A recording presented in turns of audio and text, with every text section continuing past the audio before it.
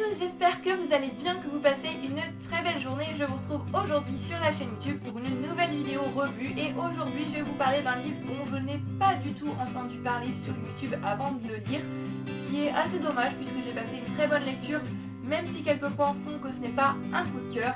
Trêve de suspense, de toute manière vous l'aurez sûrement vu au titre. Aujourd'hui je vais vous parler de Emergency 911 ou Emergency 911, c'est comme vous voulez. C'est écrit par Ryan Davidjan et c'est paru aux éditions Actes Sud dans leur collection. Alors pourquoi j'ai choisi de lire ce livre? Tout simplement puisque lorsque j'ai commencé à le lire, il faisait vraiment très froid dehors. Et lorsqu'il fait froid, j'aime lire des policiers. J'aime être sous ma couette. Les romans policiers, voilà, c'est pas mon genre de prédilection, mais j'aime en lire de temps en temps. Et j'avoue que en hiver, c'est peut-être le moment durant lequel je préfère lire des romans policiers.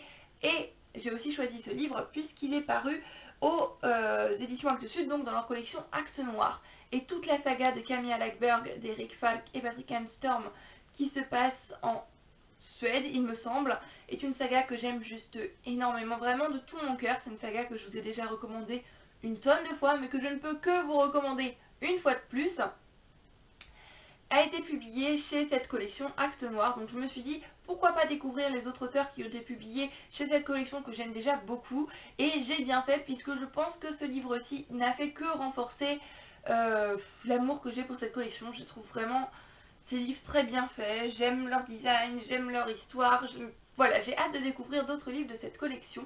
Et le synopsis de celui-ci me tentait pas mal, donc on va tout de suite, sans plus tarder, commencer par le commencement, comme d'habitude, avec un très rapide. Dans Emergency 911, on est aux États-Unis, au Texas, dans une toute petite ville qui s'appelle Bullmouth. Et dans cette petite ville, il y a le personnage de Yann. Qui est Yann? C'est l'adjoint du shérif, donc du commissariat de Bullmouth, dans cette petite ville au Texas. Et c'est un petit peu particulier puisque Yann est en dépression en quelque sorte.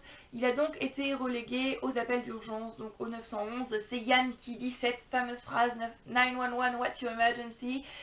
Voilà, puisque il a eu des passages difficiles dans sa vie. Il a divorcé de ses 3 femmes, il a un fils et il avait une fille qui a été kidnappée. Ça a été destructeur et je pense que pour n'importe qui ça le serait. Et il y a peu de temps, l'enterrement de cette fille a eu lieu, même si on n'a jamais retrouvé le corps. C'était plus un enterrement pour faire le deuil. Et c'était plus pour son ex-femme qui a vraiment du mal à remonter la pente. Donc on s'est dit on va faire un enterrement comme ça. On a quand même l'impression qu'on a tourné la page, que c'est fini, même si on sait pertinemment que le corps de cette fille n'a jamais été retrouvé. Donc suite à ces événements, il est un petit peu sombré dans l'alcool, tout ce qui s'ensuit. Il est donc interdit d'aller sur le terrain, on lui a retiré son arme de service et il est relégué aux appels d'urgence. Donc voilà, comme d'habitude, il va au travail, il répond au téléphone, mais ce jour-là, un appel un petit peu particulier va arriver au standard.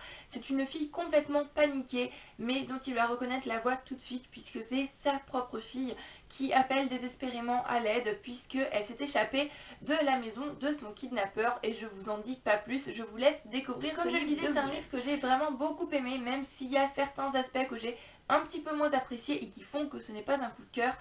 J'ai quand même beaucoup aimé le fait que ce livre soit intense. Vraiment, c'est un livre très très intense, très lourd, très prenant, avec une atmosphère assez particulière dès le début. Et ça, c'est une chose que j'ai vraiment beaucoup appréciée, c'est le fait que l'auteur ne va pas attendre le 2e, le 3e chapitre pour vraiment nous mettre dedans, pour vraiment nous mettre dans l'atmosphère, puisque dès les premières pages et même dès la première ligne, on est dedans et on se dit oh là, qu'est-ce que je suis en train de lire? Là, c'est vraiment lourd et on ressent vraiment sur nous-mêmes cette atmosphère, c'est vraiment très particulier.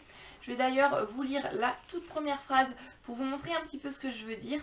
La première phrase du livre est « Il reste à Yann Hunt moins d'1 heure de boulot à tirer lorsqu'il reçoit l'appel de sa fille morte. » Alors, je sais pas vous, mais moi, lorsque j'ai lu cette phrase, j'avoue que ça m'a quand même fait quelque chose. Je me suis dit « Waouh !» Dès le début, c'est comme ça promet d'être un livre vraiment super intense, super prenant, et ça a été le cas vraiment. J'ai beaucoup aimé l'histoire, j'ai beaucoup aimé découvrir petit à petit tous les personnages. Et l'auteur a vraiment su jouer avec le suspense et a vraiment su retransmettre tout un tas d'émotions. Ça, c'est vraiment une chose que j'ai beaucoup appréciée également. Elle nous transmet de la joie, elle nous transmet de la peine, elle nous transmet de l'espoir. Elle sait vraiment jouer avec l'espoir du lecteur. À plusieurs reprises, on se dit « Ah, ça y est, elle va enfin s'en sortir, c'est fini, je vais pouvoir reprendre ma respiration, puisque depuis le début du livre, je suis en mode apnée. Voilà, je vais enfin pouvoir respirer, mon cœur va enfin pouvoir arrêter de battre à fond. » Mais non, c'est toujours pas fini. Continue encore 2 chapitres, tu penses que c'est fini, mais non, toujours pas. Voilà, l'auteur sait vraiment jouer avec cet espoir du lecteur, c'est une chose que j'ai beaucoup appréciée. Et comme je le disais, elle transmet vraiment beaucoup d'émotions, de la peine, de l'espoir, de la joie, de la tristesse. Et un sentiment que je ne ressens pas souvent en lisant des livres, ou alors ce n'est pas volontaire de la part de l'auteur, mais là l'auteur elle a vraiment voulu et a vraiment su le transmettre genre puissance 10, puisque j'ai ressenti une haine indescriptible pour l'un des personnages. C'est un personnage horrible, je pense que je n'ai jamais rencontré dans toute ma vie de lectrice un personnage aussi horrible que lui, un personnage que j'avais vraiment envie de tuer moi-même, que même pas de gifler, c'était pire que ça, c'est vraiment de la haine indescriptible. Et j'avoue que quand on ressent ce sentiment, on est un petit peu perturbé et ça fait vraiment bizarre, c'est vraiment spécial, mais l'auteur a vraiment eu ce talent puisque je n'ai jamais ressenti un sentiment aussi fort, je n'ai jamais ressenti ça de cette manière lorsque je lisais un livre. Donc si vous avez lu ce livre, que vous souhaitez le lire, que vous êtes en train de lire, je pense que vous comprenez ce que je veux dire, mais il y a un personnage en particulier dans ce livre pour lequel je vouais une haine indescriptible, vraiment à un point, limite une haine viscérale. C'était pas possible. Et rien que pour ça, c'est vraiment un don énorme, je trouve, de la part de l'auteur, puisque j'aurais pu être, voilà, juste avoir de la haine, mais là c'était vraiment beaucoup plus fort. Et voilà, c'est assez perturbant comme sentiment. Ça, c'est tous les aspects que j'ai vraiment beaucoup aimé dans ce livre.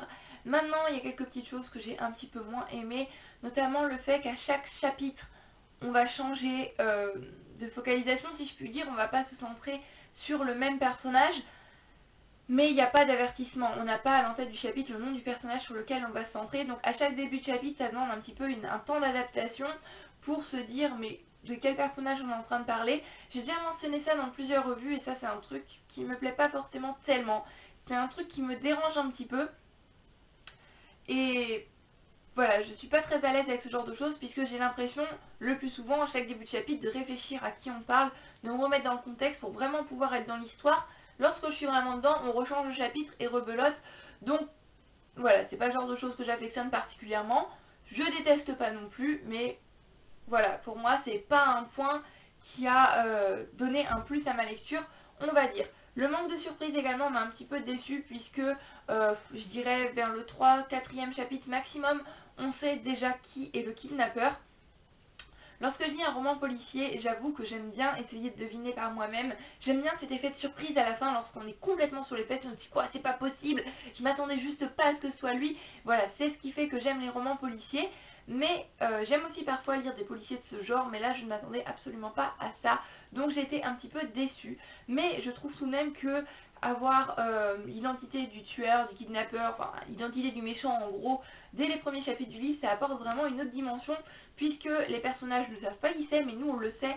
Donc c'est d'autant plus énervant puisqu'on est là, mais non, ne va pas là, mais qu'est-ce que tu fais? Mais pourquoi est-ce que tu interroges celui-là? C'est pas lui, c'est...